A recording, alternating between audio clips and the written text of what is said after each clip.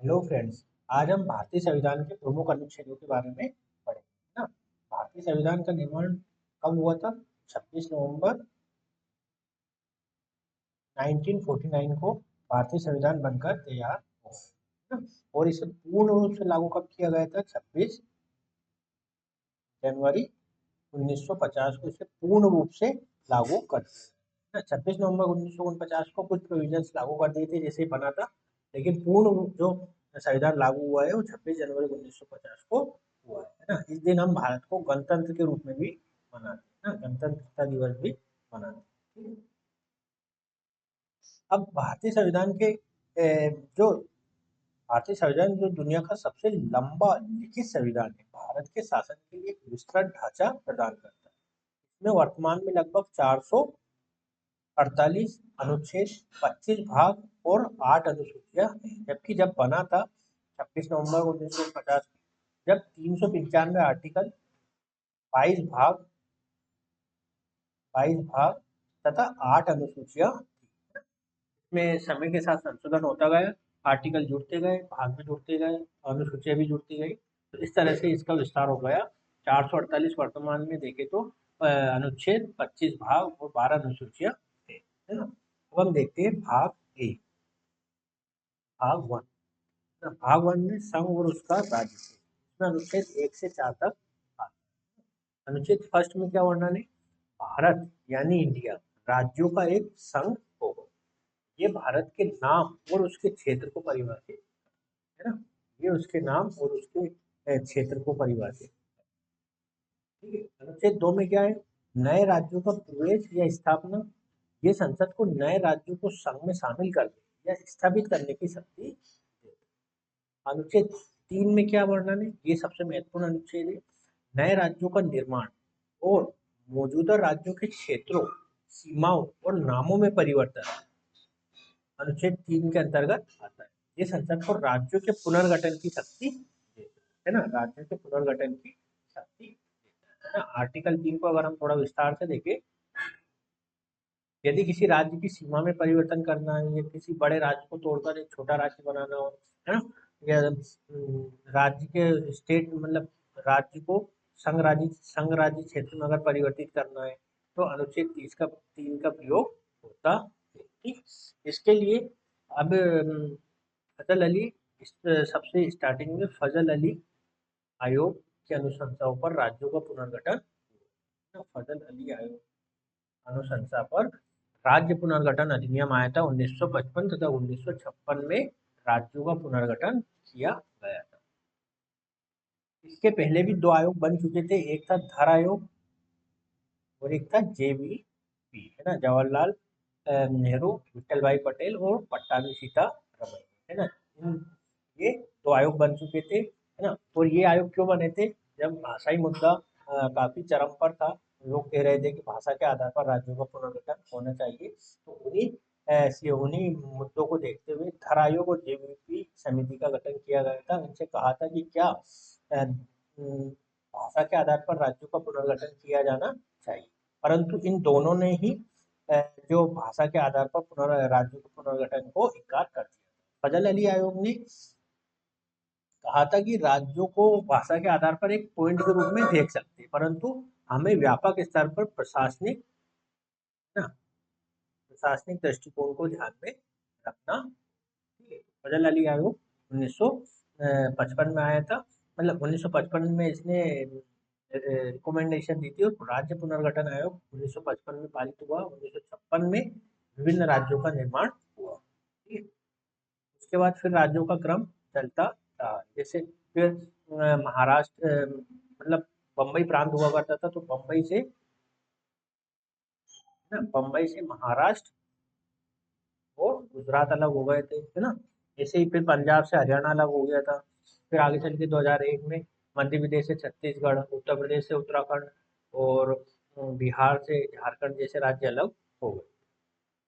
तो ये राज्य पुनर्गठन मतलब अनुच्छेद 3 के अंतर्गत ये सब कार्य हुए। अब और हम देखें भाग दो में नागरिकता से संबंधित है। इसमें अनुच्छेद 5 से 11 है ना। भाग 2 में अनुच्छेद 5 से 11 आते हैं। अनुच्छेद 5 में क्या वर्णित है? संविधान के प्रारंभ में नागरिकता।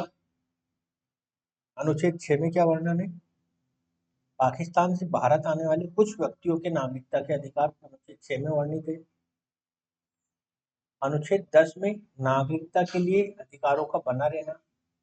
अनुच्छेद 11 संसद को नागरिकता के अधिकार को कानून द्वारा विनियमित करने की, इसी के आधार पर जो नागरिकता संशोधन अधिनियम है ना, नागरिकता संशोधन अधिनियम 1955 आया है ना, इसे समय समय पर परिवर्तित भी किया है ना। तो यह अनुच्छेद 10 है। हमारा नेक्स्ट भाग आता है भाग 3, काफी महत्वपूर्ण भाग है। इसमें मौलिक अधिकार दिए गए हैं ना, मौलिक अधिकार दिए गए हैं। अनुच्छेद 12 से लेकर 35 तक वर्णन है ना, अनुच्छेद 12 से लेकर 35 तक मौलिक अधिकारों से। मौलिक अधिकार क्या है? ये भारतीय नागरिकों को प्राप्त बुनियादी स्वतंत्रताएं और न्यायोचित है। अर्थात अगर आपका मौलिक अधिकार का उल्लंघन होता है तो आप कोर्ट में जा, इसका अर्थ है कि उनके उल्लंघन के मामले में न्यायालय का दरवाजा खटखटाया जा सकता है ना। अब भारतीय संविधान के जो मौलिक अधिकार है उसमें प्रमुख आता है समानता का अधिकार। इसमें अनुच्छेद 14 से लेकर 18 तक वर्णन। अनुच्छेद 14 में क्या वर्णन है?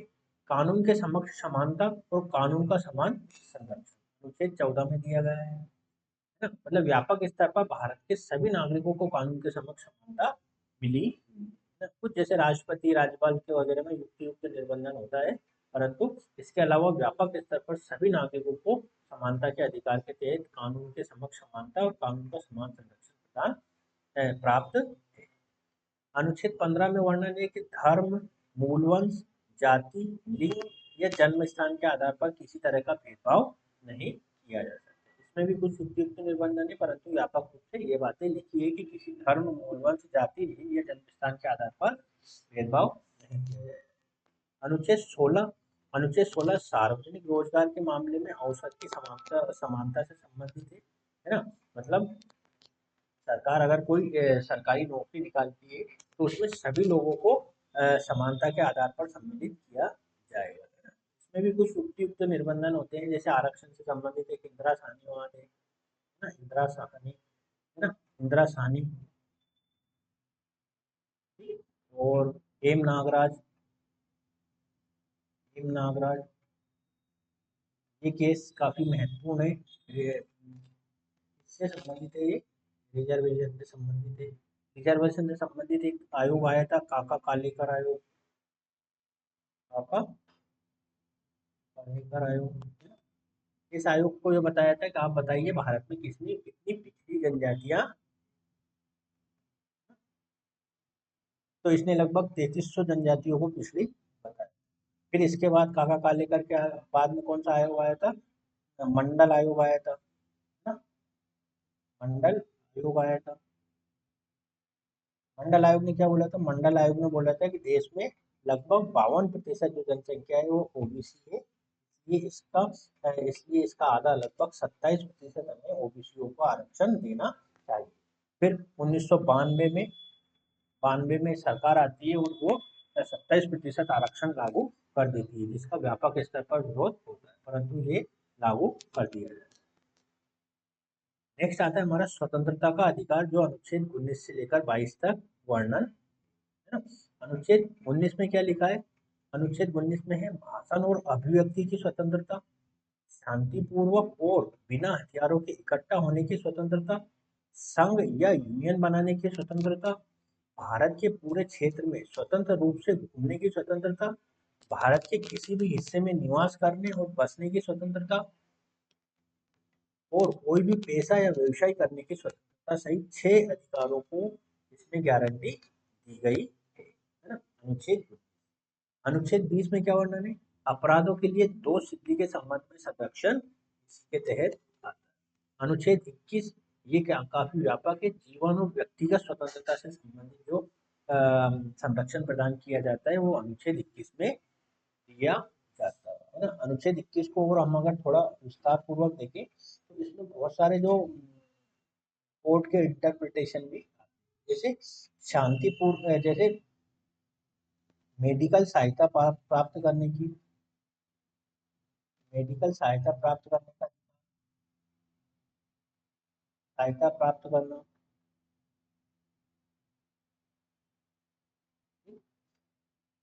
शांतिपूर्वक सोने की आजादी, शांतिपूर्वक सोने की आजादी,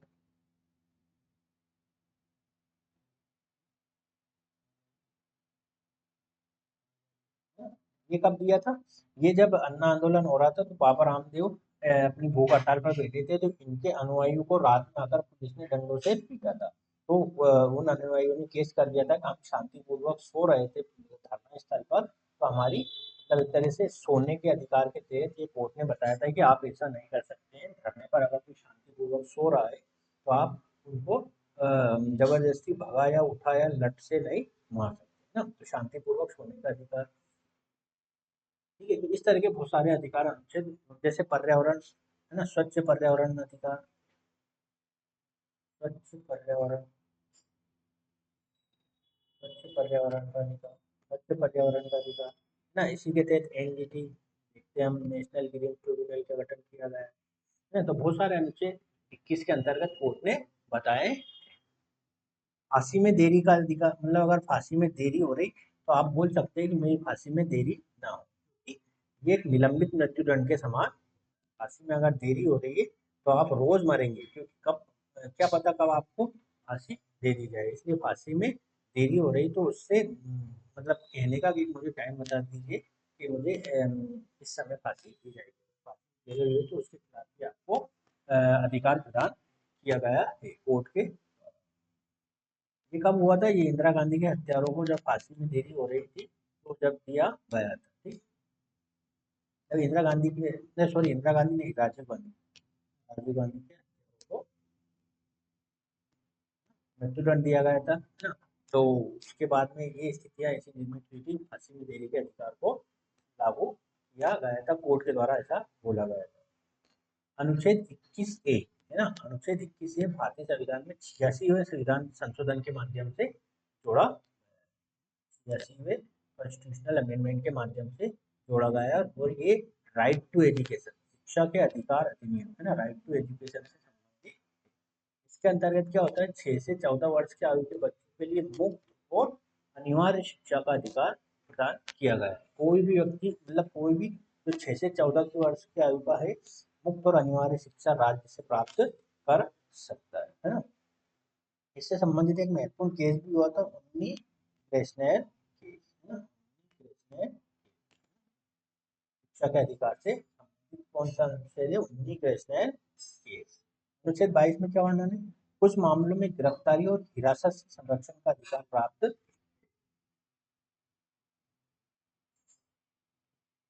नेक्स्ट आता है शोषण के विरुद्ध अधिकार।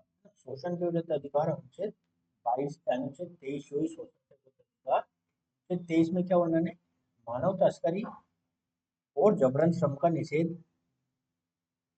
अनुच्छेद 24 में क्या वर्णन है? 14 वर्ष से कम आयु के बच्चों को कारखानों, खानों या किसी खतरनाक उद्योग में काम करने पर रखने से निषेध, अनुच्छेद 24 में वर्णन। शोषण के विरुद्ध अधिकार भी भारतीय संविधान के द्वारा प्रदान किया। नेक्स्ट आता है धर्म की स्वतंत्रता का, 25 से लेकर 28 तक धर्म की स्वतंत्रता। अनुच्छेद 25 में क्या गया है, क्या कहा गया है? अंतःकरण की स्वतंत्रता, धर्म को अबाध रूप से मानने, आचरण करने और प्रचार करने की स्वतंत्रता अनुच्छेद 25 में है। अनुच्छेद 26 धार्मिक मामलों के प्रबंध की स्वतंत्रता अनुच्छेद 26 में दिया गया है। जैसे मैं किसी भी धर्म का पालन करूँ, उसका मतलब प्रचार प्रसार करूँ, तो अनुच्छेद 25 के तहत। नेक्स्ट आता है सांस्कृतिक और शैक्षणिक अधिकार है ना, शैक्षिक अधिकार, अनुच्छेद 29-30 में इनका वर्णन। अनुच्छेद 29 में क्या वर्णन है? अल्पसंख्यकों के हितों का संरक्षण, अनुच्छेद 29 में वर्णन है।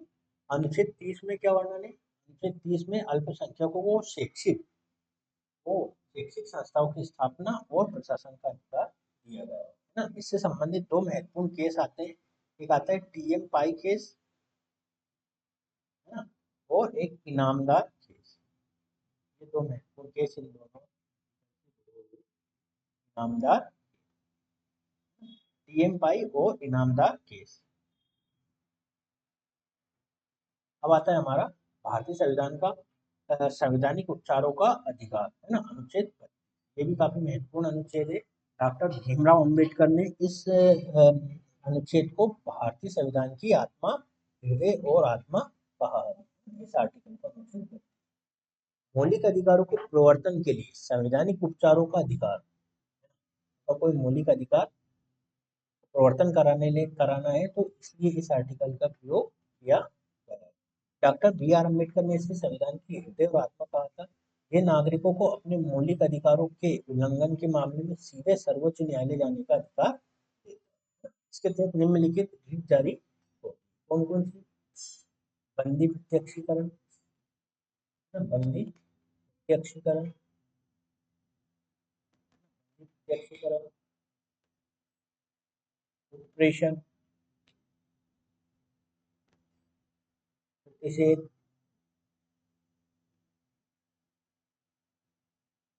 अधिकार परीक्षा,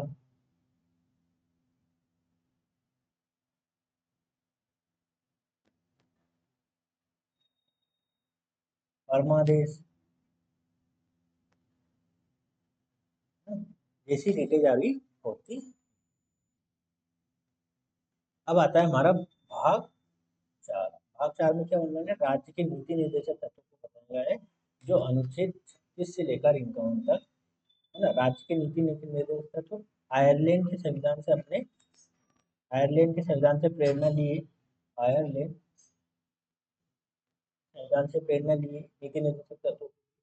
ये सिद्धांत देश के शासन की मौलिक और कानून बनाने में राज्य का कर्तव्य, है ना, कि वो इन सिद्धांतों को लागू करें, है ना। ये क्या न्यायोचित नहीं होते, मतलब इसमें आप कोर्ट में जाकर इसको लागू नहीं करवा सकते, परंतु ये क्या है, राज्य के शासन, मतलब किसी देश के शासन, मतलब भारत के जो राजनीतिक स्थिति को बनाए रखने में कौन सी दल सत्ता में आएगा, जो वर्तमान शासन या वर्तमान सरकार ने कितनी उन्नति की है, वो सब राज्य के नीति निर्देशक तत्वों के क्रियान्वयन के आधार पर लोग जज करते हैं।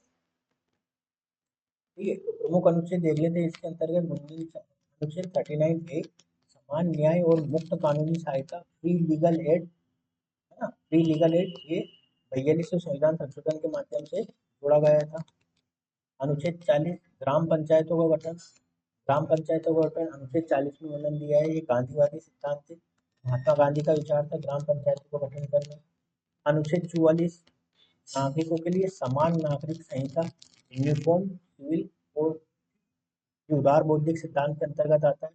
और आपने कभी कभी सुना होगा कि भारत में यूसीसी लागू करने के लिए काफी जोर चल रहा है। यूसीसी का मतलब होता है सभी के लिए, जो शादी, ना, शादी, तलाक, जो सिविल मामले होते हैं ना, जैसे पैतृक संपत्ति, ये सभी एक कानून के तहत भारत में अभी क्या है, हिंदुओं के लिए हिंदू कोड बिल आता है। ऐसा नहीं होना चाहिए। यूसीसी के अंदर ये कहना चाह रहा है कि सभी लोग, भारत के जितने भी नागरिक हैं, उनके लिए एक समान कानून होना चाहिए। हिंदुओं के लिए अलग चलता है, मुस्लिम के लिए अलग चलता है, क्रिश्चियन के लिए अलग चलता है। तो ये यूसीसी के अंतर्गत ऐसा कहना चाह रहे हैं कि सभी लोगों के लिए एक समान कानून लाया जाए, जैसे यूनिफॉर्म सिविल कोड। आपराधिक मामलों में एक कानून चलता है। भारतीय न्याय संहिता, यूएनएस, भारतीय न्याय सुरक्षा, ये दो कानून सभी लोगों के लिए लागू होते हैं आपराधिक, परंतु सिविल मामलों में ऐसा अभी। नेक्स्ट आता है अनुच्छेद 45। अनुच्छेद 45 में क्या वर्णन है? बच्चों के लिए मुफ्त और अनिवार्य शिक्षा का प्रावधान है ना। अनुच्छेद 45 में बच्चों के लिए मुफ्त और अनिवार्य शिक्षा का प्रावधान है। 6 वर्ष से कम आयु के बच्चों के लिए इसमें ऐसा प्रावधान किया गया है। अब हमारा भाग इसमें रह गया, भाग 4A, है ना। भाग 4A किससे संबंधित है? तो भाग 4A मूल कर्तव्यों से संबंधित, मूल कर्तव्यों से संबंधित है, जिसे 44वें संविधान संशोधन के माध्यम से सरदार स्वर्ण सिंह की समिति की सिफारिशों के आधार पर 1940, मतलब 1972 42वें संविधान संशोधन के माध्यम से 10 मूल कर्तव्य जोड़े गए थे। ये यूएसएसआर से प्रेरित है। 11 संविधान संशोधन शिक्षा से संबंधित है जो 86 में संविधान संशोधन के माध्यम से जोड़ा। ये बेसिक इन्फॉर्मेशन है। 17 समिति की सिफारिशों के आधार पर आया था, है ना। और कहाँ से प्रेरणा ली है? यूएसएसआर, सोवियत संघ, वर्तमान में रूस। अब हम भाग 5 देखते हैं। इसमें संघ से संबंधित मामले आते हैं। 52 से 152 तक इसमें आर्टिकल है। राष्ट्रपति, राष्ट्रपति,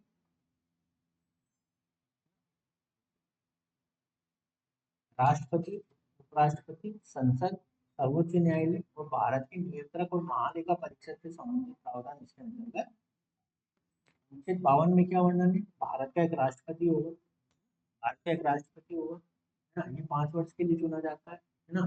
तो राष्ट्रपति का चुनाव अनुपातिक विधि और अप्रत्यक्ष विधि से होता है। राष्ट्रपति का चुनाव अनुच्छेद 54 में दिया है। अनुच्छेद 61 में राष्ट्रपति पर महाभियोग लगाने की शक्ति। महाभियोग मतलब राष्ट्रपति को कैसे हटाया जाएगा। यदि वो संविधान का अतिक्रमण कर देता है तो राष्ट्रपति अनुच्छेद 72 में क्या वर्णन है? राष्ट्रपति की जो क्षमादान की शक्तियां है वो अनुच्छेद 72 में वर्णन। मर्सी पावर होती है राष्ट्रपति की, अनुच्छेद 72 में। अनुच्छेद 74 में राष्ट्रपति को सहायता और सलाह देने के लिए मंत्री परिषद का गठन किया गया। अनुच्छेद 74 में राष्ट्रपति को सहायता और सलाह देने के लिए मंत्री। 76 ना 76 भारत का एक महान्यायवादी होगा, अटॉर्नी जनरल ऑफ इंडिया। अनुच्छेद 112 वार्षिक वित्तीय विवरण के बारे में बताया गया है, जिसे हम बजट कहते हैं। अनुच्छेद 112 में, जबकि अनुच्छेद 111 को देखें तो राष्ट्रपति की वो विवेकाधीन शक्तियां, जिसमें वीटो हो। अनुच्छेद 108 को देखें तो संयुक्त सदन बुलाने की शक्ति होती है। यदि किसी विधेयक, जो साधारण विधेयक होता है, उस पर अगर कोई गतिरोध आ जाता है तो संयुक्त बैठक आयोजित। अनुच्छेद 123 संसद के अवकाश के दौरान अध्यादेश जारी करने की राष्ट्रपति की शक्ति, है ना। अध्यादेश जारी करने की शक्ति। अगर इसमें हम 123 में 90 और जोड़ देते हैं तो ये बन जाता है 213। 213 क्या होता है? राज्यपाल की अध्यादेश जारी करने की, राज्यपाल की अध्यादेश जारी करने की, राज्यपाल की। और इससे संबंधित जो अध्यादेश से संबंधित क्या है, वो बार बार अध्यादेश जारी होता था, तो उसके लिए डीसी वाधवा केस और आरसी कुपरवाद केस। 124 सर्वोच्च न्यायालय की स्थापना और गठन, है ना। एक सर्वोच्च न्यायालय होगा जो दिल्ली में अवस्थित है, और इसकी स्थापना और गठन के प्रोविजन दिए गए। अनुच्छेद 143 में सर्वोच्च न्यायालय से परामर्श करने की राष्ट्रपति को बताया गया है। अनुच्छेद 148 में भारत के नियंत्रक और महालेखा परीक्षक के बारे में क्या बोलते हैं कि controller and auditor general of India. अनुच्छेद 148। अब आता है हमारा भाग 6, जो राज्यों से संबंधित है। 152 से लेकर 236 आर्टिकल इसके अंतर्गत। इसमें राज्यों के राज्यपाल, राज्य विधानमंडल, उच्च न्यायालय और अधीनस्थ न्यायालयों से संबंधित प्रावधान। अनुच्छेद 214 राज्यों के लिए एक उच्च न्यायालय का गठन, अनुच्छेद 214 में वर्णन। अनुच्छेद 200 जारी करने की उच्च न्यायालय, अनुच्छेद 32 में दिए उच्चतम न्यायालय के संदर्भ में सेम टू सेम उच्च न्यायालय के संदर्भ में अनुच्छेद 236 में दी गई। भाग 11 संघ और राज्यों के संबंध, अनुच्छेद 245 से 263 के बंद दिए गए। अनुच्छेद 246 में क्या वर्णन है? संसद और राज्यों के विधानमंडलों द्वारा बनाए गए कानूनों की विषय वस्तु, है ना। इसमें 3 सूची होती है, संघ सूची, राज्य सूची, ना, स्टेट मतलब यूनियन लिस्ट, स्टेट लिस्ट और कॉन्करेंट। संघ सूची, राज्य सूची और समवर्ती। संघ सूची पर संघ किसी भी विषय पर कानून बना सकता है जो सूची के अंतर्गत है। राज्य सूची में राज्य सूची पर उपलब्ध किसी विषय पर राज्य कानून बना सकता है, और कॉन्करेंट लिस्ट में दोनों ही जो यूनियन एंड स्टेट कानून बना सकते हैं। अगर किसी सेम विषय पर दोनों ने कानून बना दिया है तो यूनियन का मान में होगा और अगर स्टेट ने भी सेम टू सेम बना रखा है तो अगर वो दोनों कॉन्ट्रडिक्ट नहीं कर रहे हैं तो सही रहेंगे, लेकिन अगर कॉन्ट्रडिक्ट कर रहे हैं तो उस सीमा तक यूनियन का माना जाएगा, है ना, और स्टेट का नल एंड वॉइड कर दिया जाएगा जहाँ तक वो उसको कॉन्ट्रडिक्ट कर रहा है। अनुच्छेद 262 में क्या वर्णन है? अनुच्छेद 262 में अंतरराज्यीय नदियां और नदी घाटियों के जल से संबंधित विवादों का न्याय निर्णय इसमें दिया गया है। अनुच्छेद 263 में अंतरराज्यीय परिषद के संबंध में प्रावधान बताए। ठीक है। भाग जो 12 है इसमें वित्त संपत्ति और वाद बताए गए हैं। अनुच्छेद 264 से 301 तक इसमें बताया गया है। जैसे 266 भारत और राज्यों की संचित निधियां और लोक निधियां बताए गए। 280 में एक वित्त आयोग का गठन हुआ है ना। भारत में प्रत्येक 5 साल में एक वित्त आयोग का गठन होता है जो राज्य केंद्र सरकार के बीच धन के वितरण के बारे में बताता है। अनुच्छेद 301 संपत्ति का अधिकार, इसे 44वें संविधान संशोधन द्वारा मौलिक अधिकार से हटाकर कानूनी अधिकार बनाया गया। भाग 15 में निर्वाचन से संबंधित ये अनुच्छेद 324 से 329 तक है। 324 में निर्वाचनों के अधीक्षण, निर्देशन और नियंत्रण का निर्वाचन आयोग में निहित होना। भाग 18 में आपातकालीन प्रावधान दिए गए 352 से लेकर 360 तक होते हैं। 352 में आपातकाल की घोषणा, राष्ट्रीय आपातकाल इसे हम बोलते हैं, ये मंत्रिमंडल की लिखित सिफारिशों के आधार पर लागू होता है। अनुच्छेद 356 राज्य में संवैधानिक तंत्र की विफलता के मामले में प्रावधान है जिसे हम राष्ट्रपति शासन कहते हैं। किसी भी राज्य में अगर संवैधानिक तंत्र विफल हो जाए, राज्यपाल अगर ऐसा कह दे तो वहां पर राष्ट्रपति शासन लग जाता। अनुच्छेद 360 वित्तीय आपातकाल के संबंध में प्रावधान है। आज तक कभी भी वित्तीय आपातकाल नहीं लगा, जबकि राष्ट्रीय आपातकाल 3 बार लग चुका है ना। राष्ट्रीय आपातकाल 3 बार लग चुका है, वित्तीय आपातकाल एक बार भी नहीं लगा है, और राष्ट्रपति शासन तो बहुत बार लग चुका। भाग 20 में संविधान में संशोधन दिया है। अनुच्छेद 368 के तहत भारतीय संविधान में 3 तरीकों से सामान्यता संशोधन होता है ना। एक तो साधारण बहुमत से, दूसरा विशेष बहुमत से, और तीसरा है विशेष बहुमत प्लस आधे राज्यों के अनुसमर्थन के द्वारा होता है। कुछ संशोधन ऐसे भी हो जाते हैं जैसे कोई सुप्रीम कोर्ट बोल देता है कि इसमें संविधान को हम आज से ऐसा मानेंगे, तो वो भी संवैधानिक संशोधन के तहत। ठीक है।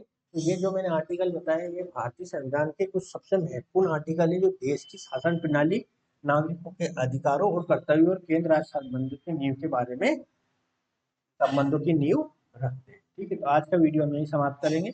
अगले वाले वीडियो में कुछ और जानकारी के साथ आएंगे। तब तक के लिए नमस्कार।